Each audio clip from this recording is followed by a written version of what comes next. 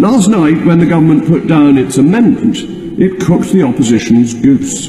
Because, Madam Deputy Speaker, what this debate was really all about wasn't the form of words that were used, wasn't even the split infinitive that Her Majesty's opposition put into their initial motion. It was actually about seeking to reject the decision that was made by the British people on the 23rd of June.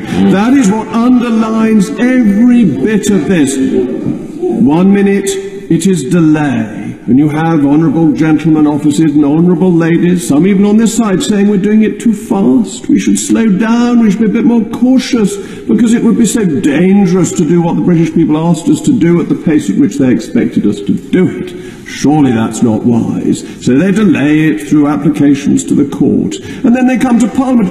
Oh, how wonderful, the joy that suddenly so many members are in favour of parliamentary scrutiny. When I sat in here debating issues sent for debate by the European Scrutiny Committee, were the benches heaving? Time after time the Labour benches were only represented by their front bench spokesman. In the debates in committee put forward by the European Scrutiny Committee, where every member has an entitlement to turn up and be heard, do the debates run for the full 3 hours that they are allotted? Or do people try and get through them in about 10 minutes before they go back to signing their Christmas cards? Parliamentary scrutiny has become the watchword of people who held Parliament in contempt. And they bring it up. Why? Because they condescend to the British people. They think the British people got it wrong, and so I'm honoured to give way. I thank the honourable gentleman for giving way, and he and I debated this very issue many times during the referendum campaign, and I must say very courteously, but does he not remember what he said so many times, that Parliament should be sovereign? And if Parliament is sovereign, surely we have to scrutinise and vote on the deal. Parliament is indeed sovereign, and Parliament in its wisdom passed a referendum bill. And my right honourable friend, the Lord President of the Council, said that that was advisory. And just think about that. Who was it supposed to advise? Did Parliament pass a bill to advise itself?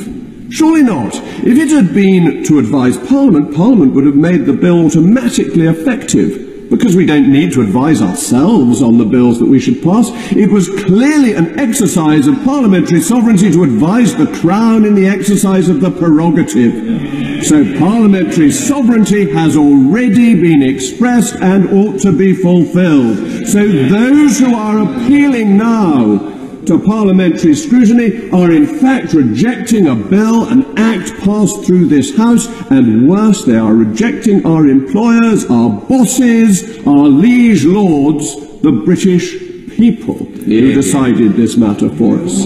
And they use a language, a glorious language of which Lewis Carroll would have been proud, the Humpty Dumpty-esque approach to saying what they really mean. So even in this motion, when it was first brought forward, before the government had managed to corral it effectively into a government motion, they say how much they respect. Respect. The word respect has been changed by the lexicographers. It used to mean that one held in high esteem, in high regard, and believed should be implemented. Now it means condescend to, think ridiculous, think unwise. The word respect has been utterly devalued by those benches opposite, as they feel the British people got it wrong. Respect of the electorate anymore, Madam Deputy Speaker. Let us say obey, for we will obey the British electorate. And yes, indeed, we have a plan.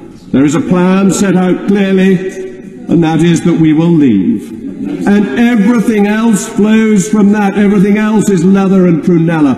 That leaving means, as the Prime Minister said, that there is no more superiority of EU law. The European Court of Justice, well, it may advise and it may witter on, but no more will it outrank this House, and that any contribution we make to the European Union will be from our overseas aid budget, because it is supporting poor countries. Of course I give way to my honourable friend. Pray may he continue.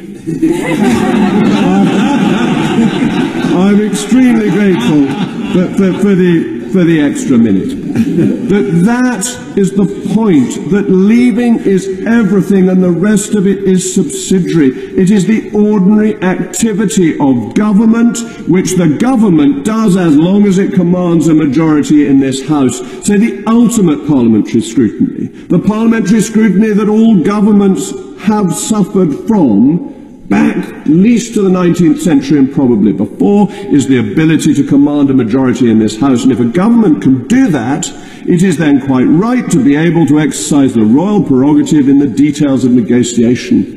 As the honourable gentleman, my right honourable friend, the member for Dorset West, so rightly put it, if we were to tie down every jot and tittle of what the government was negotiating, we would spend our whole time in the law courts.